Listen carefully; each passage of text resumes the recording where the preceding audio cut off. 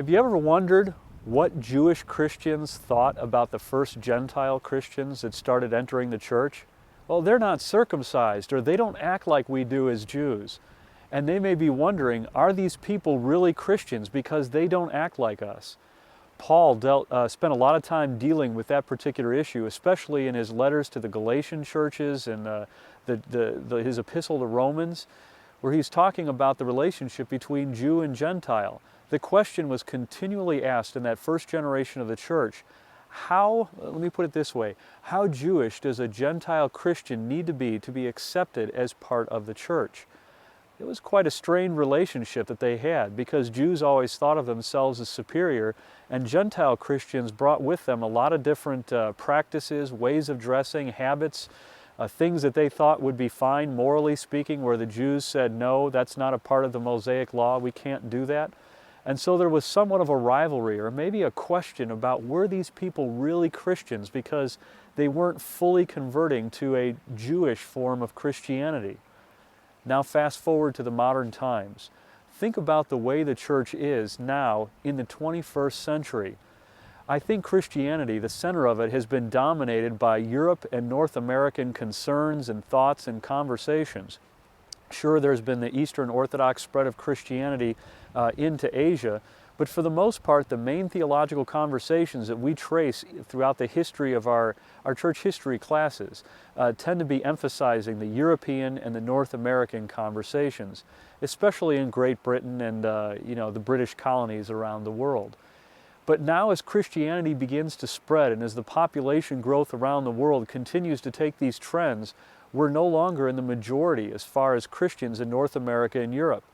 Did you know that about 89% of the world's population lives outside of Europe and North America? So only somewhere around 11% between Europe and North America. That's what the population is limited to. Also, as far as Christians are concerned, more than half of the people who are currently Christians live in either Asia, Africa, or Latin America. So, what direction is the church going to take, and how are Christians, people who are becoming Christians in Asia, in Africa, and Latin America, how are they going to influence the direction, the theology, the conversations, and the life of the Western church? How will we influence them? It seems like this whole conversation is taking place in two stages. On the one hand, we have a stage where we're trying to contextualize the gospel as we go out as missionaries from North America and Europe into Asia, into Latin America, into Africa, and we're explaining as best we can according to their language, according to their cultural expectations and their philosophy, their way of thinking.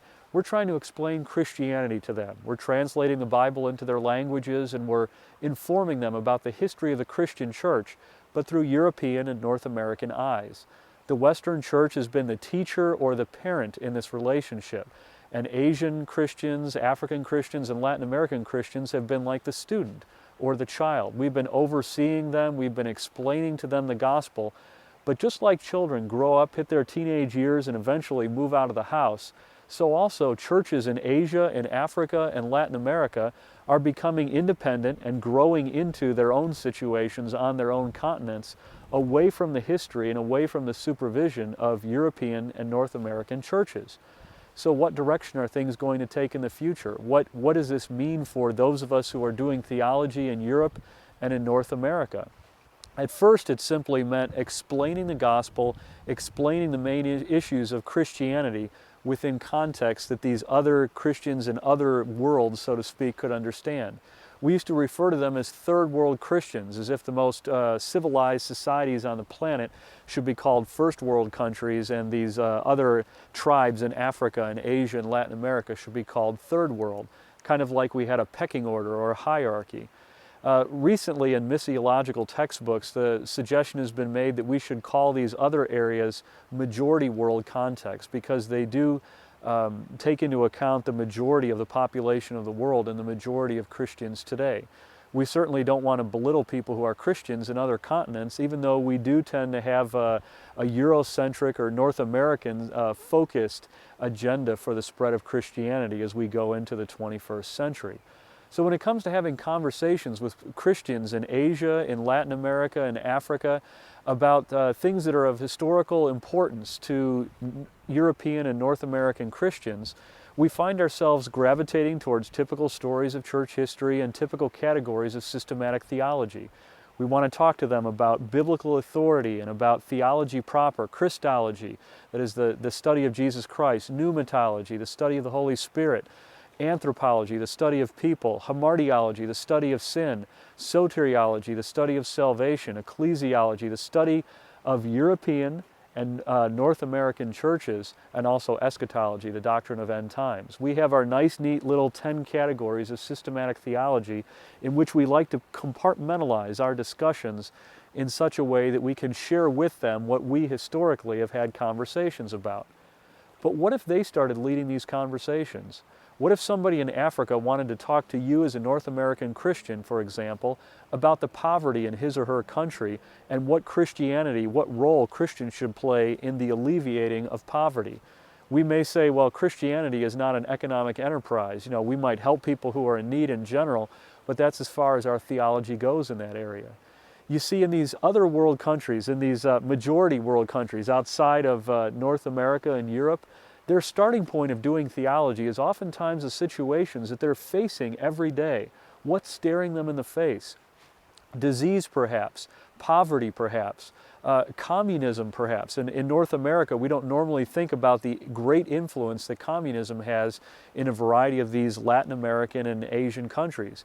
For example, in Latin America, liberation theology was a reaction to Roman Catholicism on the one hand and Soviet domination on the other hand, communism. It was kind of interesting how those two played off one another, and we have liberation theology, or basically a priority on the economic aspect of theology.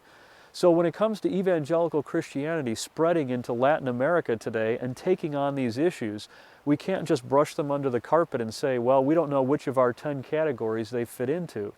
The truth is, we may need to start listening to these children of ours, these former students of ours, if you will, and begin asking them questions in their own cultural contexts.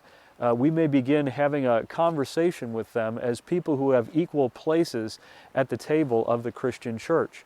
I know it's really tempting to kind of limit theology and limit our practice of the church just to Western customs, European and North American influence. But the truth is, as more Asian, African, and Latin American converts to Christianity begin growing up and founding their own seminaries and interacting with their own issues and their own cultures, we also need to pay attention to what they're going through, listen to what they're saying, and take into account their contribution to theology. Just as various cultures, Gentile cultures, contributed to Jewish Christian theology, as Romans contributed to Byzantine theology, and other people from other cultures throughout the history of the church contributed to theological discussion based on the issues that they were experiencing in other places, so today we need to pay attention to the conversations that are going on in Africa, in Asia, and in Latin America.